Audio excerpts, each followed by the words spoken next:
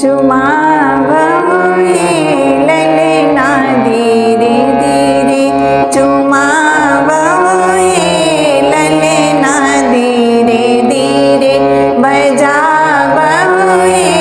बिछिया धीरे धीरे बजावये बिछिया धीरे धीरे चुमवाए चलेली दादी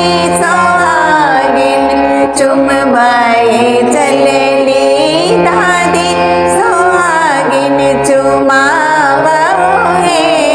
ललना धीरे धीरे चुमावये ललना धीरे धीरे बजावये बिछिया धीरे धीरे चुमवाए चलेली अम्मा चुमवाए चलेली अम्मा सुहागिन चुमावये ललना धीरे धीरे चुमावये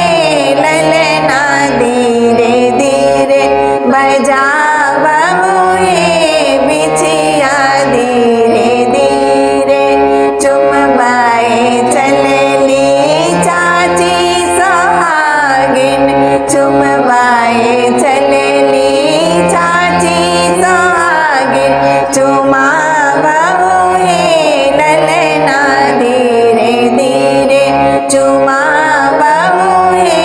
ललना धीरे धीरे बजावये बिछिया धीरे धीरे चुमवाए चलेली भाभी चुमवाए चलेली भाभी सुहागिन चुमावये ललना धीरे धीरे चुमावये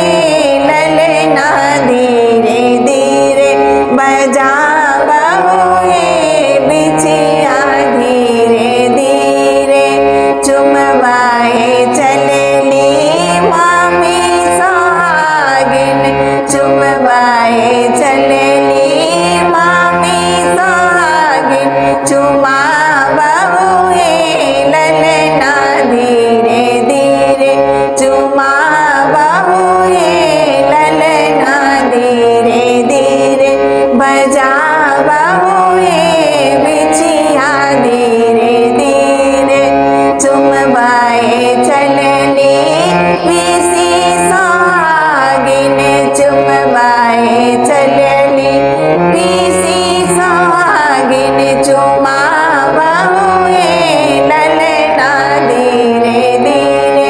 चुमावये ललना धीरे धीरे बजावये बिछिया धीरे धीरे बजावये